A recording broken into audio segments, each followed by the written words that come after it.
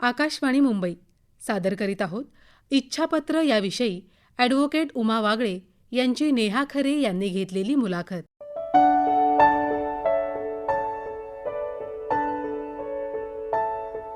पैसा हा रोजच्या आपल्या जगण्यासाठी आवश्यक असतो, परंतु हाच पैसा भांडणाचं कारणसुद्धा ठरतो. नाती आणि व्यवहार यामध्ये गल्लत झालेली आपण पाहतो. अगदी सख्खी भावंडं वैरी झाल्याची उदाहरणंसुद्धा आपल्या आसपास असतात.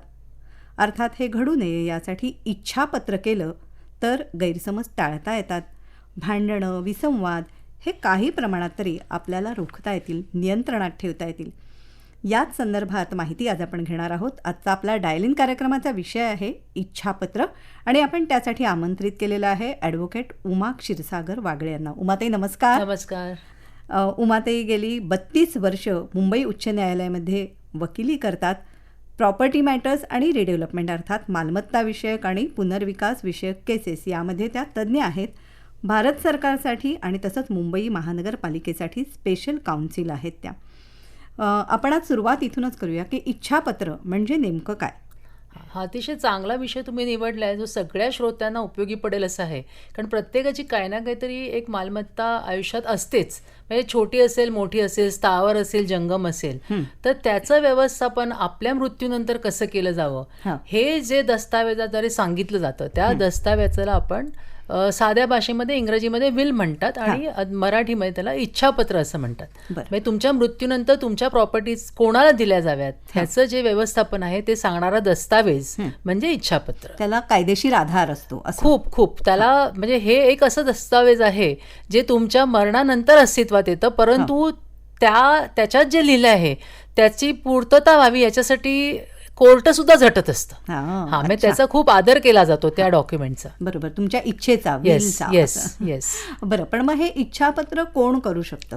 आता इच्छापत्र जी व्यक्ती ज्याच्याकडे काहीही स्वरूपाची प्रॉपर्टी असेल, म्हणजे ती मुवेबल असेल, इममुवेबल म्हणजे स्थावर जंगम, म्हणजे थोडक्यात साध्या भाषेत बोलायचं तर कोणाकडे दागिने आहेत, कोणाकडे बँकेत पैसे आहेत, कोणाकडे डीमॅट शेअर्स आहेत, किंवा एखादी इस्टेट आहे, जमीन आहे, फ्लॅट आहे, किंवा कोणाच्याकडे तरी पुस्तकांची रॉयल्टी येते, नाटकांची रॉयल्टी येते. तर म्हणजे अशा कुठच्याही प्रकारचं जी तुमची स्वतःची प्रॉपर्टी ज्याला म्हणता येण्यासारख्या गोष्टी आहेत, ती ज्या व्यक्तीची असेल ती व्यक्ती अशा प्रकारचं इच्छापत्र करू शकते. आणि म्हणजे त्याच्यामध्ये संज्ञान असणं आणि म्हणजे आता तुम्हाला मी थोडक्यात सांगते की ह्याच्यामध्ये सगळ्यात महत्वाची कंडिशन म्हणजे ती व्यक्ती संज्ञान पाहिजे आणि तिचं मानसिक संतुलन चांगलं पाहिजे. तर जेव्हा मानसिक म्हणजे संतुलन मी चांगलं म्हणते तेव्हा म्हणजे त्याला आकलन असायला पाहिजे आपण काय करतोय ह्याचं, आणि जर ते आकलन असेल तरच ती व्यक्ती इच्छापत्र करू शकते. बरोबर. इच्छापत्र करणं का आवश्यक आहे? म्हणजे मी म्हटलं तसं भांडण नको व्हायला पुढे जाऊन हा एक भाग. आणखी काय? आता कसं आहे बघा, प्रत्येक व्यक्ती जे काही त्यांना इस्टेट मिळते किंवा त्यांची जी स्वतःची प्रॉपर्टी असते ती अतिशय कष्टाने कमवलेली किंवा कष्टाने जोपासलेली प्रॉपर्टी असते. बरोबर. बऱ्याचदा कसं असतं की त्यांचे डायरेक्ट वारस असतात. म्हणजे एखादा नवरा गेला दुर्दैवाने तर त्यांच्यानंतर त्यांची विडो असते, विधवा, किंवा त्यांची मुलं असतात, त्यांची आई असते. तर त्यांच्यामध्ये कशा वाटण्या केल्या जाव्यात. समजा काही लोकांना असे डायरेक्ट जर रिलेटिव्ह नातलग नसतील तर कोणाचे पुतणे असतात, पुतण्या असतात, तर त्यांना बहीण भावंड असतात, भाची कोणी असू शकतं, तर त्यांना कशा प्रकारे द्यावं. तर हे सगळं जर आधीच ठरवून ठेवलं तर नंतर त्यांच्यामध्ये वादविवाद होणार नाही आणि ती जी आपली कष्टाने जमा केलेली किंवा सांभाळलेली प्रॉपर्टी आहे ती सुयोग्य हातामध्ये पुढे जावी.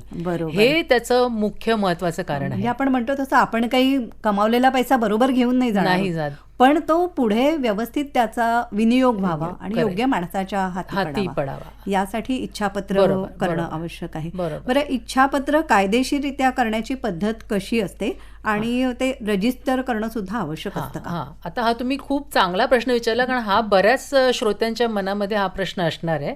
तर आपण थोडक्यात सांगायचं तर इच्छापत्र असा दस्तावेज आहे जे करायला तुम्हाला कोणाचीच गरज नाही. म्हणजे तुम्ही जर मनात आणलं तर तुम्ही वकील सुद्धा न घेता पण तुम्ही हे इच्छापत्र करू शकता. त्याला कुठच्याही प्रकारचा कायदेशीर कागद असण्याची गरज नाही. वहीच्या पानावर देखील आपण इच्छापत्र करू शकतो. टायपिंग असण्याची गरज नाही. हस्तलिखित सुद्धा चालतं. परंतु पुढे मी बोलीन त्याच्याबद्दल, पण म्हणजे इतका सोपा विषय तर करून ठेवलाय की तुम्हाला जर तुमची फक्त त्याच्यामध्ये महत्वाची गोष्ट आहे की त्याला 2 विटनेसची गरज असते, म्हणजे 2 साक्षीदार. ते साक्षीदार कशासाठी असतात तुम्ही त्या इच्छापत्रामध्ये काय लिहिलं आहे ह्याच्याशी त्या साक्षीदारांचं काही घेणं देणं नाही. त्यांना त्याच्यात ते काय लिहिलं आहे हे सांगण्याची सुद्धा आवश्यकता नाही. फक्त तुम्ही त्यांच्या समोर त्या इच्छापत्रावरती स्वाक्षरी केली किंवा अंगठा लावला किंवा ते तुमचं इच्छापत्र म्हणून तुम्ही जाहीर केलं, ह्याची साक्षीदार म्हणून 2 विटनेसेसची आवश्यकता असते. तर हे 2 विटनेस असणं अतिशय महत्त्वाचं आहे. पण मी सांगेन की जेव्हा प्रॉपर्टीबद्दल आपण बोलतो तेव्हा बऱ्याच म्हणजे आजकाल प्रत्येक प्रॉपर्टीची किंमत जास्तीच आहे. म्हणजे साधं 1 तोळा सोनं म्हटलं तरी आज 65-70 हजार रुपये कुठे नाही गेले. फ्लॅट म्हटलं तर लाखो आणि करोडोच्या गोष्टी होतात. त्यामुळे एवढ्या मोठ्या प्रॉपर्टीची विल्हेवाट लावताना कायदेशीर सल्ला घेणं केव्हाही चांगलं. कारण किती सोपं वाटत असलं तरी शेवटी कायद्याचा कीस काढणाऱ्या व्यक्ती किंवा कायद्याच्या कचाट्यात कोणी सापडू नये आपली पुढची जनरेशन, म्हणून व्यवस्थित सल्ला घेऊन केलं तर केव्हाही चांगलं. पण तशी सोय नसेल जर कोणाकडे तर त्यांनी स्वतःच्या हस्तलिखितात साध्या कागदावर 2 विटनेसांच्या समक्ष सही करून इच्छापत्र बनवलं तरी तो वैध धरलं जातं, त्याला काही प्रॉब्लेम नाही आहे. आता दुसरा तुम्ही मला विचारला महत्त्वाचा प्रश्न अतिशय की रजिस्ट्रेशन जरुरी आहे की नाही. तर बऱ्याच लोकांनी मध्यंतरी असा संभ्रम निर्माण केला होता की इच्छापत्र रजिस्टर नसेल तर ते इनव्हॅलिड होतं, किंवा काही लोकांनी असाही समज पसरवला होता की एकदा तुम्ही इच्छापत्र रजिस्टर केलं तर त्याला कोणी चॅलेंजच करू शकणार नाही. तर हे दोन्ही समज चुकीचे आहेत. तर म्हणजे कायदेशीर त्याला काही कायदेशीर प्रोव्हिजन नाहीये की ते रजिस्ट्रेशन ऍक्ट असतो जो आपला, त्या ऍक्टमध्ये कुठेही असं म्हटलं नाही की इच्छापत्राला रजिस्टर करणं बंधनकारक आहे. काही दस्तावेज आहे त्यांचं रजिस्ट्रेशन बंधनकारक आहे. उदाहरणार्थ गिफ्ट डीड झालं, सेल डीड झालं, लीज डीड झालं, तर ह्यांचं रजिस्ट्रेशन बंधनकारक आहे. परंतु इच्छापत्राचं रजिस्ट्रेशन बंधनकारक नाही, तशी कुठचीही कायदेशीर तरतूद नाही. आणि तुम्ही इच्छापत्र रजिस्टर केलं असलं म्हणजे त्याला कोणीही चॅलेंज करू शकत नाही किंवा त्याला कसल्याही प्रकारचं आव्हान देता येऊ शकत नाही. हा समज अतिशय चुकीचा आहे. पण मग तरी सुद्धा रजिस्ट्रेशन करणाऱ्यांची संख्या असेल ना बऱ्यापैकी? भरपूर लोक रजिस्ट्रेशन करतात, कारण की जेव्हा तुम्ही कुठे जाता बनवून घ्यायला बऱ्याचदा तुम्हाला असा सल्ला दिला जातो की तुम्ही रजिस्ट्रेशन करा. केलं म्हणून नुकसान काहीच नाहीये, केलं तर एका अर्थी चांगलंच आहे, कारण की मुळात ती व्यक्ती उठून रजिस्ट्रारपर्यंत गेली. कारण रजिस्ट्रार अशी अथॉरिटी असं समजलं जातं की तिथे त्या व्यक्तीसमक्ष सही केली म्हणजे ती व्यक्ती सुस्थितीत होती, मनस्थिती व्यवस्थित होती त्याची. म्हणजे कोणी अशी शंका नंतर उपस्थित करू शकतो की बळजबरीने याची सही घेतली का या इच्छापत्रावर. तर ह्या सगळ्यांच्या अर्ध्या प्रश्नांची उत्तरं तिथल्या तिथे निकालात लागतात की रजिस्ट्रारच्या ऑफिसमध्ये स्वतः व्यक्ती गेली, जर तिला कोणी जबरदस्ती केली असती तर तिने रजिस्ट्रार समोर ते सांगितलं असतं किंवा इथपर्यंत ती पोहोचलीच नसती व्यक्ती. तर अशा काही गोष्टींचा तुम्हाला त्याच्यामध्ये बेनिफिट मिळतो. परंतु नाही केलं नसेल तरी घाबरू नका, it is not compulsory. Registration केलं, काही वेळेला काही जण ट्रस्टी एक्झिक्युटर असे सुद्धा नेमल्याचं. आता कसं आहे माहितीये का, जिथे फार मोठ्या मोठ्या प्रॉपर्टीज असतात तेव्हा साधारणपणे अशा प्रकारची ट्रस्टी वगैरे करण्याची, एक्झिक्युटर करण्याची म्हणजे नेमावे असं म्हणजे साधारण बरं पडतं. कारण की बऱ्याचदा काय आता समजा बरेचसे वारस आहेत, आता त्या वारसांमध्ये तुम्हाला जर ती वाटणी करून द्यायची, समजा तुम्ही एक प्रॉपर्टी 10 लोकांना दिलेली आहे, तर ती वाटणी करून घ्यायची जबाबदारी कोण घेणार? मग अशा वेळेस तुमची एखादी कुटुंबातली, नात्यातली किंवा कोणी मित्रमंडळींपैकी जर एखादी तुमची चांगली व्यक्ती असेल जिच्यावर तुमचा विश्वास आहे की माझ्या पश्चात ही सगळी व्यवस्थित वाटणी करून देईल, तर त्यांना इच्छापत्राप्रमाणे तुम्हाला एक्झिक्युटर नेमता येतं. बरं. फक्त एकच त्याच्यामध्ये अशी कंडिशन आहे की ज्या व्यक्तीला तुम्हाला बेनिफिट द्यायचा आहे त्याला शक्यतो तुम्ही एक्झिक्युटर बनवू नका, कारण तिथे कॉन्फ्लिक्ट निर्माण होतो. त्यामुळे एक्झिक्युटर शक्यतो थर्ड पार्टी असायला पाहिजे. इंटरेस्ट म्हणजे विटनेस सुद्धा ज्या व्यक्तीला तुम्हाला त्यातला बेनिफिट द्यायचा आहे त्याला तुम्ही विटनेस बनवू शकत नाही. हे तर 100% ही कंडिशन आहे. तर तुम्ही त्याला तसं विटनेस बनवला तर मग ते सगळंच गडबड होऊन जाईल. तर ते नाही करायचं. एक्झिक्युटर कधी कधी चालतात काही परिस्थितीमध्ये, पण आम्ही ऍडवाइस करतो की तुम्ही शक्यतो एक्झिक्युटर आणि बेनिफिशियरी ज्याला आपण म्हणतो ज्यांना त्याचा वेगळे असलेले केव्हाही चांगले. बँकांना सुद्धा नेमतात का अशा प्रकारे? बँकांना नेमतात, पण त्याच्यासाठी कसं असतं ते मोठे मोठे पोर्टफोलिओ आणि फंड्स जे असतात ना तिथे त्या प्रकारे. पण ते आपल्याला जे रेग्युलर लाईफमध्ये जे आपण विल बनवतो त्याच्यामध्ये तिथपर्यंत जाण्याचा प्रसंग आपल्याला येत नाही. मग तो पूर्ण पुढे वेगळा प्रोसिजर आहे आणि मग ते रजिस्टर्ड अग्रीमेंट लागतात, मग ते कस्टोडियन्स असतात आणि तो खूप मोठा वेगळा विषय आहे. पण आपल्या श्रोत्यांना जी आता उपयोगितेची माहिती आहे त्याच्यामध्ये त्या तितक्या खोलात आत्ता आपण नको जाऊया. पण तशी पण तरतूद आहे, तसं बंधन नाहीये. काही कंपन्या असतात त्या सुद्धा अशी एक्झिक्युटरशिप घेतात, काही वकील असतात ते सुद्धा एक्झिक्युटरशिप घेतात. तर अशा पद्धतीने करता येऊ शकतं, अडचणी काही नाहीये. व्यवस्थापनाचा तो एक मार्ग आहे. बऱ्याच सीएज असतात, चार्टर्ड अकाउंटंट तुमचे ते घेतात तशा प्रकारे. तर असा तो एक मार्ग आहे व्यवस्थापनाचा. बरोबर. एक असा समज असतो की आमच्याकडे काही प्रॉपर्टी नाही आहे, करायचं आहे काय विल, कशाला आम्ही करू, तर या बाबतीत तुम्ही काय सांगाल? प्रॉपर्टी नसेल तर विल करण्याचा प्रश्न उरत नाही, पण कारण की विलचा शेवटी इच्छापत्राचा मुख्य उद्देश काय आहे की तुमची जी प्रॉपर्टी आहे ती तुमच्या मृत्यूपश्चात कोणाला दिली जावी, हा त्यातला मुख्य मुद्दा असतो. त्यामुळे जर प्रॉपर्टीच नाही आहे तर मृत्यूपत्र करण्याची काही म्हणजे तशी आवश्यकता नाही आहे. हां, तर अजून ह्याच विषयाला अनुषंगाने मी असं सांगायला इच्छिते की तुम्ही मृत्यूपत्राद्वारे फक्त तुमची स्वतःची जी प्रॉपर्टी आहे तीच तुम्ही दुसऱ्यांना देऊ शकतात. तुम्ही वडिलोपार्जित प्रॉपर्टी म्हणाल की मी सगळीच्या सगळी माझ्या आजोबांकडनं आलेली प्रॉपर्टी माझ्या मनानेच मी चौथ्या माणसाला देऊन टाकते किंवा मी एकाच मुलाला देते, तर तसं करता येत नाही. तुम्ही जो तुमची स्वकष्टार्जित प्रॉपर्टी आहे आणि अँसिस्ट्रल प्रॉपर्टीमधला जो तुमचा हिस्सा आहे, तुमचा हिस्सा फक्त तेवढाच तुम्ही देऊ शकतात. बाकी सगळीच्या सगळी अँसिस्ट्रल प्रॉपर्टी किंवा ज्याच्यात तुमचा अधिकार नाही अशी कुठची प्रॉपर्टी तुम्ही दुसऱ्या व्यक्तीला देऊ शकत नाही. मालमत्ता जशी आहे तसंच पैसा सुद्धा ना, म्हणजे कुणाची समजा मालमत्ता नसेल परंतु बँकेमधल्या ठेवी आहेत त्या सुद्धा इच्छापत्रामध्ये त्या तुम्ही इच्छापत्रामध्ये जसं मी म्हटलं तुम्हाला अक्षरशः तुम्ही असं म्हणू शकतात की माझं एक हे घड्याळ आहे किंवा माझ्या घरामधली ही भांडी कुंडी आहेत, म्हणजे ती तुमच्या मालकाची प्रॉपर्टी झाली तर ती तुम्ही कोणालाही देऊ शकता. बरोबर. हा, म्हणजे त्याच्यासाठी पण तुम्ही बिल बनवूच शकता. म्हणजे त्याची नोंद आपल्या बिलमध्ये करता येते. हो, अगदी अगदी. पूर्वी मृत्यूपत्र म्हटलं जायचं, नंतर त्याला इच्छापत्र म्हणतात असा शब्द आला. बरोबर. तर श्रोते हो, इच्छापत्र ही संकल्पना म्हणजे त्याचं बेसिक मूलभूत गोष्टी आता आपण समजून घेतल्या. तुम्ही सुद्धा तुमचे प्रश्न विचारता आहात, तर आजचा पहिला प्रश्न बघू. सध्या म्हणजे जागेचं थोडस विचारायचं होतं की आज आहे ती जागा थोडस म्हणजे त्याचा टॅक्स कर भरलेला नाहीये, तर त्याची काहीतरी म्हणजे बऱ्याच वर्षांची 2% असे कर लागून दंड लागून त्याची अमाऊंट आहे. तर जे काही वाटण्या भरपूर आहेत, मेंबर भरपूर आहेत त्या जागेचे, मोठी जागा आहे. तर मग त्यातले काही जण असे की दंडाची रक्कम आम्ही भरत नाही असं म्हणतात. मग दंडाची रक्कम आम्ही जर नाही भरली आणि आमच्या हिस्स्याचे जर जे काही पैसे होते ते आम्ही भरले तर आमचे टॅक्स म्हणजे हे नील होईल का? आणि जर नाही झाली ही प्रोसेस किंवा कोणच भरलं नाही दंडासहित किंवा आपलं धरलं नाही म्हणजे एकजूट होत नाही आहे या लोकांची, तर ते जेव्हा महापालिका म्हणजे बोजा वगैरे चढवते किंवा कब्जा करते, लिलाव करते, त्यातून काय मार्ग काढता येईल का याची? अशा प्रकारे जेव्हा तुम्हाला नोटीस येते एखादी की टॅक्स भरण्याची, तर तुम्ही ताबडतोब तो टॅक्स भरणं हे केव्हाही चांगलं आहे. आणि जर नाही भरलं तर त्याच्यावरती बोजा गव्हर्नमेंटला चढवता येतो. जी कुठची अथॉरिटी असेल, BMC म्हणा किंवा कुठच्याही अथॉरिटी, रेव्हेन्यू अथॉरिटी, ज्याचा तुम्ही टॅक्स नाही भरलाय तर त्या तुम्हाला त्याच्यावरती प्रॉपर्टीवरती बोजा चढवू शकतात. वरनं तुम्हाला नोटिसा पण काढू शकतात आणि काही ठिकाणी पनिशमेंट, क्रिमिनल ॲक्शन सुद्धा तुमच्यावरती होऊ शकते. जर तुमच्या आपसात म्हणजे फॅमिलीमध्ये जर काही त्याच्यामध्ये एकवाक्यता होत नसेल तर जितक्यांची होते तितक्यांनी तरी निदान जाऊन कमीत कमी जेवढा पोर्शन तुमचा वाटायचा आहे तेवढा तरी जाऊन ताबडतोब टॅक्स भरावा, असं मी तुम्हाला सांगू इच्छिते. त्यांचा पुढचा प्रश्न असा असावा की समजा त्यांनी तो दंड भरायला समजा मदत नाही केली, त्याच्यात सहभागी नाही झाले, तर त्यांचे प्रॉपर्टीचे राईट्स नाही, तर त्याच्यामध्ये कसं आहे की जर त्यांनी तो दंड नाही भरला तरी त्यांचे प्रॉपर्टीचे राईट्स तुम्हाला काढून टाकता येणार नाही, कारण दंड हा एक वेगळा विषय झाला आणि प्रॉपर्टीची मालकी जी आहे तो वेगळा विषय झाला. त्यामुळे मालकी अशा पद्धतीने जात नाही. जर गव्हर्नमेंटने ती प्रॉपर्टी ताब्यात घेतली त्या दंड वसुली करता आणि त्याचा लिलाव केला आणि विकली तर तुमची मालकी संपली. परंतु तसं नाही झालं तर ती मालकी जरी त्यांचा कर नाही भरला तरी मालकी कुठेही अबाधितच राहते, म्हणजे ती मालकी अबाधितच राहील त्याची. नमस्कार. हॅलो. हा बोला. नमस्कार. मी अशोक साळवे बोलतोय. बरं.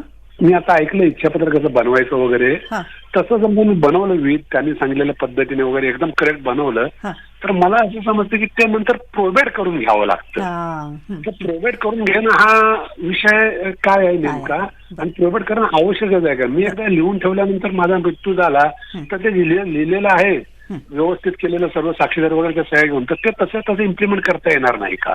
हा माझा प्रश्न आहे. हा अशोकजी, तुम्ही फार चांगला प्रश्न विचारलायत, कारण की हा शब्द सगळ्यांना ऐकून माहिती आहे प्रोबेट, परंतु एक्झॅक्टली काय ते बऱ्याच लोकांना माहिती नाही आहे. तर मेट्रो सिटीज म्हणजे मुंबई, कलकत्ता, दिल्ली आणि मद्रास, चेन्नई जे आहेत त्या मेट्रो सिटीजमध्ये प्रोबेट ही संकल्पना आहे. बाकी कुठेही प्रोबेट ही संकल्पना नाही आहे. तर मृत्यूपत्राचं प्रोबेट करून घेणं हायकोर्टात जाऊन हे बंधनकारक आहे. तर म्हणजे की मृत्यूपत्र हे वैधरित्या केलं गेलं आहे की नाही ह्याचं डेक्लरेशन हायकोर्ट देतं. तर हे करून घ्यायला लागतं. पण शक्यतो हे प्रसंग कधी येतो, जर तुम्ही तुमच्या वारसांमध्ये काहीतरी वादविवाद झाले आहेत किंवा बेनिफिशरीजमध्ये वादविवाद झाले आहेत, तर शक्यतो इथपर्यंत प्रसंग येतो. नाही तर तुम्ही मृत्यूपत्र केलं आणि त्याच्या अनुषंगाने दुसऱ्या करायला लागणाऱ्या योग्य गोष्टी जर करून ठेवल्यात तर मग ते प्रोबेट घेण्याची आवश्यकता नाही. परंतु मुंबई, चेन्नई, दिल्ली आणि कोलकाता ह्याच्यामध्ये प्रोबेट शिवाय विल ग्राह्य धरलं जात नाही. अच्छा, त्यामुळे त्याच्यात प्रोबेट घेणं हे जरुरी आहे. बरोबर. तेथे इच्छापत्र किती वेळा, म्हणजे त्याच्यामध्ये बदल करता येतो का? की मी आता केलं, मला वाटलं 10 वर्षांनी नाही, ही प्रॉपर्टी आणखी कोणाला? अगदी म्हणजे माझ्याकडे एक क्लायंट अशा होत्या की ज्याने आज एक इच्छापत्र बनवलं आणि उद्या दुसरं बनवलं. अरे बाबा. हा म्हणजे ओव्हरनाईट त्यांनी स्वतःचं मन बदललं, विचार बदलला. तर तुम्ही इच्छापत्रही तुमचे, म्हणजे त्याचं नावच सजेस्ट करतं ना, इच्छापत्र म्हणजे माझी इच्छा, मेरी मर्जी जसं म्हणतो ना आपण, मैं चाहे ये करू, मैं चाहे वो करू. तसं तुम्ही तुमच्या मर्जीने तुम्ही कितीही वेळा ते बदलू शकता. जोपर्यंत तुम्ही हयात आहात, मानसिक सुस्थितीत आहात, समजदारी तुमच्यामध्ये आहे हे सगळं करण्याची, तर तोपर्यंत तुम्ही इच्छापत्र किती वेळा बदलू शकतात. परंतु एकच आहे की जेव्हा तुम्ही नवीन इच्छापत्र बनवतात तेव्हा त्याच्यात एक क्लॉज टाकणं जरुरी असतं की हे माझं शेवटचं इच्छापत्र आहे आणि ह्याच्या आधीची सगळी इच्छापत्र रद्दबादल ठरली जावीत, असं त्याच्यामध्ये असं त्याच्यामध्ये एक क्लॉज असणं जरुरी आहे. म्हणजे पण ऍटलिस्ट शेवटचं आहे एवढं तरी म्हणणं हे केव्हाही चांगलं आवश्यक आहे. इच्छापत्राला चॅलेंज करता येतं. हो, इच्छापत्राला अगदीच चॅलेंज करता येतं आणि बऱ्याचशा केसेस तशा चालतच असतात इच्छापत्राला चॅलेंज केलेल्या. म्हणजे तुम्हाला आत्ता माझ्या हातात जी करंट केस आहे त्याच्याबद्दल सांगेन. थोडक्यात सांगते पटकन. बऱ्याच वर्षापूर्वी एका नवरा बायकोचा डिवोर्स झाला. बायकोनी दोन्ही स्वतःच्या मुलांचा ताबा स्वतःकडे ठेवला आणि ती निघून गेली. मग त्याच्याकडे नवऱ्याकडनं मेंटेनन्स वगैरे घेतला, मुलांचा स्वतःचा, निघून गेली. बरेच वर्ष मध्ये गेली, म्हणजे जवळपास 20 वर्ष झाली असतील मध्ये. आणि काही त्यांचं एकमेकांशी काही भेटीगाठी नाही, काही नाही. आत्ताच तो बिचारा नवरा तिचा अचानक मृत पावला. तो मरण पावल्यानंतर त्यांनी इच्छापत्र करून स्वतःच्या आईला त्याची स्वतः प्रॉपर्टी, कारण तो आईबरोबरच राहत होता, सगळी प्रॉपर्टी आईला दिली आणि बहिणींना काय थोडंफार दिला असेल वाटा. परंतु ही बाई, तिला अधिकार नाही कारण तिला डिवोर्स झालाय, पण तिची मुलं त्याचीच मुलं आहेत. तर त्यांनी मुलांकरवी ते मृत्यूपत्र, इच्छापत्र चॅलेंज केलंय कोर्टामध्ये आणि आता आमची ती केस अगदी जोरात चालू आहे. पण तिने त्याच्यात बरेचसे ग्राउंड घेतलेत की एक खोटं इच्छापत्र आहे, तर त्याला आम्ही म्हणजे व्यवस्थित हे करतोय, डिफेन्स करतोय. पण ती असं करू शकतात, म्हणजे त्याला चॅलेंज होऊ शकतं. आता हे झालं जिथे खरंच इच्छापत्र बनलं होतं. कधी कधी काय होतं, इच्छापत्र बळजबरीने करून घेतलं जातं किंवा गोड बोलून एखाद्याच्या मनस्थितीचा फायदा घेऊन एखाद्याच्या अडचणीचा फायदा करून घेतला जातो, तेव्हाही तुम्ही चॅलेंज करू शकतात. म्हणजे बऱ्याचदा कसं होतं की घरात बऱ्याचदा वयोवृद्ध लोकांचं घरातल्या मुलाबाळांशी पडत नसेल, काही कारण असेल त्याचा फायदा तिसरी व्यक्ती घेऊ शकते आणि ती त्याला मी तुझा सांभाळ करीन, मी तुझ्याशी चांगलं वागेन किंवा ते तेवढं करून इच्छापत्र करून घेतलेली पण आपल्याकडे बरीच उदाहरणं आहेत. किंवा भावंडांमध्ये पण असं असतं की आधी आयुष्यभर कधी काळजी घेतलेली नसते आईवडिलांची, परंतु मरताना आईवडिलांची वेळ जवळ आली की स्वतःच्या घरी घेऊन जाऊन अगदी त्यांना चांगलं खायला प्यायला घालून मृत्यूपत्र करून घेणारे लोक सुद्धा आम्ही पाहिले कोर्टामध्ये. चित्रपटात शोभावं असं नाही मॅडम, जे चित्रपटात दाखवतात त्याच्यापेक्षा काही पद्धतीने वास्तव म्हणजे अधिक भीषण आहे. म्हणजे हे सगळे अशा केसेस कोर्टात जेव्हा आपण बघतो तेव्हा आपल्यालाही खूप दुःख होतं की काय चाललंय, पण असतात अशा भयंकर केसेस येतात. अच्छा. इच्छापत्र करताना आता काही वेळेस असं आहे, काही प्रॉपर्टी पहिलेच विकलेली आहे, शेती वगैरे, परंतु आता घर वगैरे आहे, सोनं आहे, बँक बॅलन्स आहे. परंतु मग अशा वेळेस समजा ज्या व्यक्तीशी काही समजा वाद झालेला आहे त्याला न कळत जर इच्छापत्र केलेलं असेल आणि ते परस्पर जर काही त्या लोकांनी जर केलं आणि ते जे वारस आहे त्यांना न कळवता जर ते केलं असेल इतर वारसांनी, अशा वेळेस काय करायचं? बरं, म्हणजे समजा 2-3 वारस आहेत एखाद्या प्रॉपर्टीचे आणि त्याच्यातल्या एकाला न कळवता इच्छापत्र तुम्ही जेव्हा बनवता तेव्हा ते कोणालाच कळवलं नाही तरी काही हरकत नाहीये. त्याच्यात काय लिहिलं हे तुम्ही सोडून इतर कोणाला माहिती असण्याची काही आवश्यकता नाहीये आणि तुम्ही अशा प्रकारे करू शकतात. जर तुम्हाला अशी शंका असेल की कोणीतरी असं इच्छापत्र चुकीच्या मार्गाने बनवून घेतलंय एखाद्याची फसवणूक करून, तर तुम्ही सुद्धा ते चॅलेंज करू शकता. पण इच्छापत्रात काय लिहितात हे दुसऱ्यांना सांगण्याची कुठेही आवश्यकता नाहीये. हा मॅडम, मी अकोला इथून सचिन पुरी बोलतो. बोला, प्रश्न विचारा. हा, तर माझा प्रश्न असा आहे की की आपण समजा एखादी प्रॉपर्टी दिली तर रजिस्ट्रेशन केल्यानंतर आपण ते किती दिवसात देऊ शकतो जर द्यायची असेल तर. एखादी प्रॉपर्टी जर आपण विकत घेतली तर तुम्ही त्याच दिवशी सुद्धा कोणालाही देऊ शकतात, तसं काही हे नाही आहे, म्हणजे त्याच्यावर काय बंधन असं काहीच नाही आहे. तुमची मालकी ज्या क्षणाला म्हणजे रजिस्ट्रेशनद्वारा एखादा आहे की तुम्ही डॉक्युमेंट बनवलं आणि तुम्हाला मालकी मिळाली की तुम्ही तातडीने ती दुसऱ्यांना देऊ शकतात, त्याच्यात काहीच बंधन नाही आहे. आणि एखादी प्रॉपर्टी तुमची अशा पद्धतीने आज घेतलेली प्रॉपर्टी तुम्ही उद्या इच्छापत्राने दुसऱ्या कोणालाही देऊ शकतात, तशी ही सोय आहे. आणि गिफ्ट डीड आणि हे हो, गिफ्ट डीड आणि इच्छापत्रामध्ये खूप फरक आहे, खूप म्हणजे खूपच फरक आहे. इच्छापत्र हे नेहमी व्यक्ती मृत झाल्यानंतर त्याचा इफेक्ट सुरू होतो, अंमलात येतो. हां, म्हणजे तो जोपर्यंत व्यक्ती जिवंत आहे तोपर्यंत मालक तोच राहतो. बरोबर. आणि त्याच्या मृत्यू झाल्यानंतर त्याच्यात जे पुढे व्यवस्थापन असेल त्याप्रमाणे पुढच्या लोकांना मालकी मिळते. परंतु गिफ्ट डीडचं तसं नाही. गिफ्ट डीड तुम्ही ज्या क्षणाला सही कराल आणि रजिस्टर कराल त्या क्षणाला त्याची मालकी त्या दुसऱ्या व्यक्तीकडे जाते. अच्छा. नमस्कार, मी लता नाईक डोंबिवलीहून बोलतेय. हा लता ताई बोला. हा, ते मृत्यूपत्राबद्दलच बघा, आता पुरुष प्रधान आहे. आता कधी कधी बायको म्हणजे विधवा असते आणि मुलाकडे असते, मग तिला सिक्रेटली तिला करावं लागतं, कारण कुणाला सांगू नये मी केलेली काय आहे म्हणून. तिची बँकेतली बॅलन्स असते, सोनं असते, आणि घरची मंडळींना कळू नये म्हणून ती कसं करावं त्याच्याबद्दल जरा सांगायचं आणि कुठे ठेवावं एवढं सांगा मॅडम. Okay, thank you. लताताईंनी अगदी खूप लोकांची व्यथा मांडली आहे. कारण कधी कधी काय होतं की माणसं म्हणजे वयोवृद्ध लोकच विचार करत असतात इच्छापत्र बनवण्याचा, परंतु त्यांच्याकडे तेवढी क्षमता नसते की बाहेर जाऊन ते करून घेणं. किंवा आणि ज्यांच्याबरोबर राहत असतात समजा त्यांना सगळं द्यायचं नसेल तर मग बऱ्याचदा तोही एक मोठा प्रश्न निर्माण होतो की आज जर ह्यांना कळलं की मी सगळंच ह्यांना देत नाही आहे किंवा काही त्यातला पार्ट मी माझ्या दुसऱ्या मुलांना देते किंवा दुसऱ्या कोणाला तरी देते आहे तर कदाचित आपल्याला पुढे चांगली वागणूक मिळेल नाही मिळेल. तर ह्या सगळ्या भीतीपोटी बरेच लोक मृत्यूपत्र इच्छापत्र करत नाहीत. तर ताई, जसं मी तुम्हाला सांगितलं तसं इच्छापत्र तुम्ही हाताने सुद्धा लिहू शकता. फक्त 2 विटनेसची आवश्यकता आहे. म्हणजे तुम्हाला बाहेर जाऊन करून घेणं जर शक्य नसेल तर आपल्याकडचं वहीचं पान घेऊन तुम्ही स्वतःच्या हाताने सुद्धा त्याच्यामध्ये जास्ती खूप भरमसाठ लिहायची गरज नाही. आपलं स्वतःचं नाव आणि आपल्याकडे काय प्रॉपर्टी आहे आणि ती प्रॉपर्टी तुम्हाला कोणाला द्यायची आहे. म्हणजे उदाहरणच द्यायचं झालं तर माझ्याकडचं जे सोनं आहे ते माझी मुलगी आणि माझा मुलगा यांना समान वाटणीत द्यावं, किंवा माझ्या मुलीला 4 बांगड्या द्याव्या आणि मुलाच्या बायकोला काय एक माळ द्यावी, किंवा जे तुम्हाला असं इतक्या सोप्या शब्दात तुम्हाला जे भाषा येत असेल त्या भाषेत दिलं तरी हरकत नाही.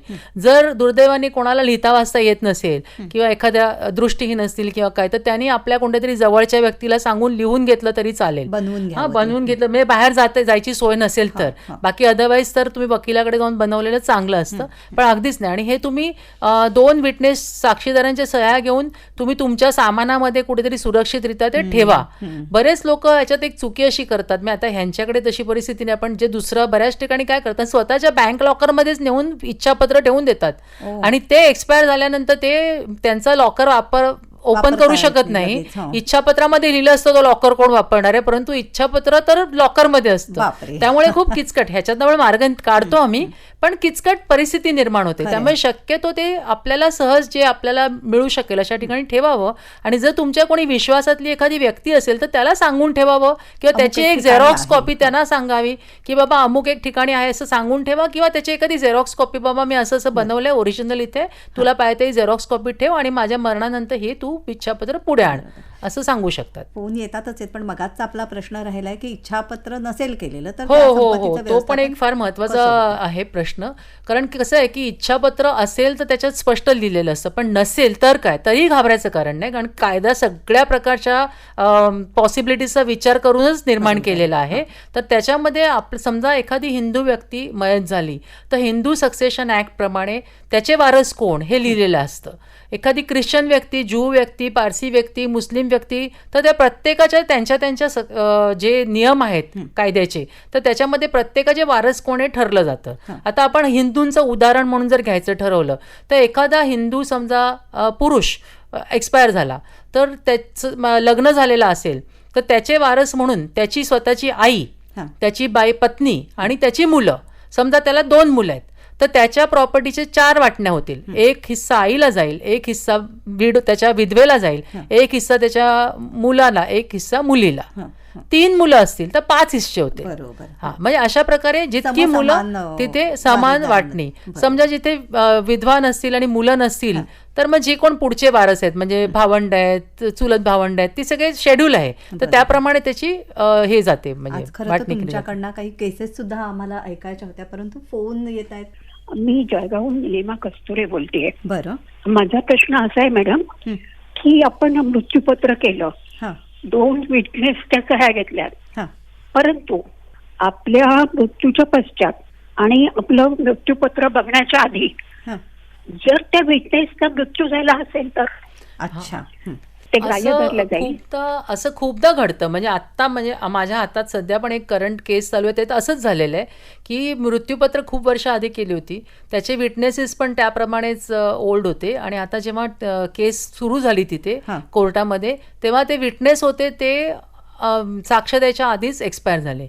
मग त्या परिस्थितीमध्ये दुसऱ्या प्रकारचे साक्षी पुरावे घेऊन आपण ते मृत्यूपत्र जे आहे ते साबित करू शकतो. म्हणजे त्याला म्हणजे त्याला मार्ग आहे, कायदेशीररित्या त्याला मार्ग आहे. म्हणजे असं नाही की ते साक्षीदार एक्सपायर झाले म्हणजे आता हे मृत्यूपत्र संपलं, असं नाही होत. नाही, अजिबात नाही. त्याला पुरावे साबित करण्याचे दुसरे मार्ग पण आहेत. हा, नमस्कार.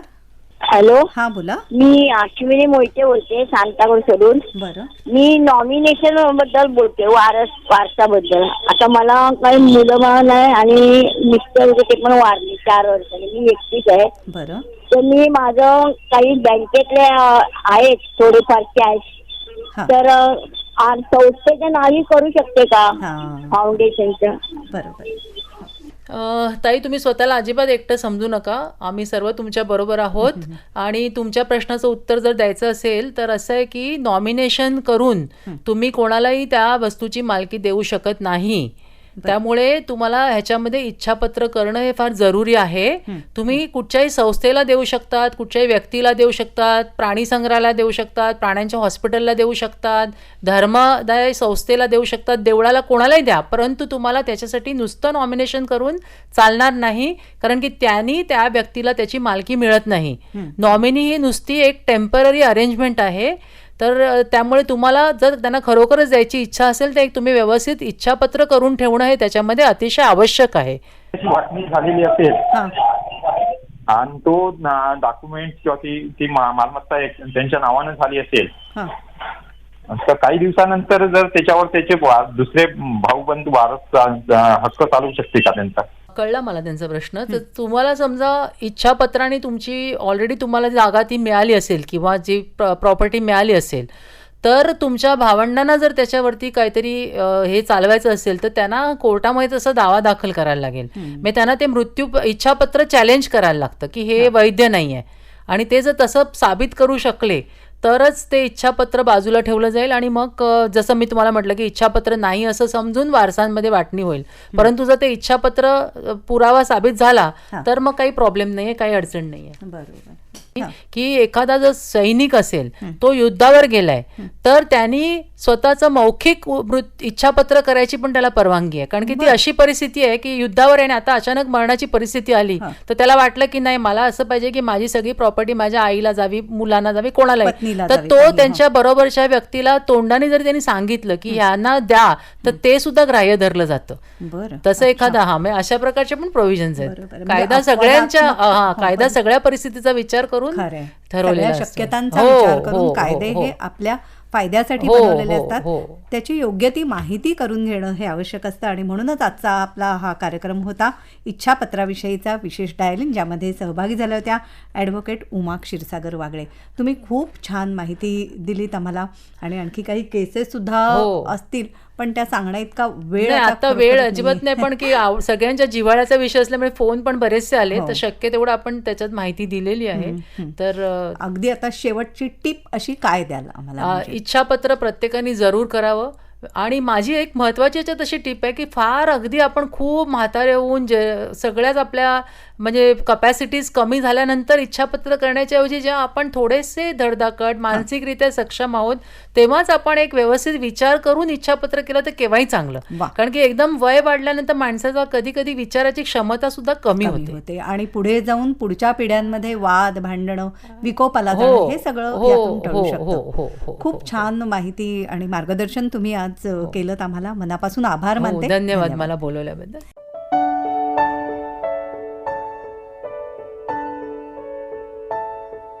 श्रोतेहो, इच्छापत्र याविषयी ॲडव्होकेट उमा वागळे यांची नेहा खरे यांनी घेतलेली मुलाखत आत्ताच आपण ऐकली. या कार्यक्रमासाठी निर्मिती सहाय्य केलं होतं सुहिता मराठे हिने आणि सादरकर्त्या नेहा खरे. ही आकाशवाणी मुंबई केंद्राची निर्मिती होती.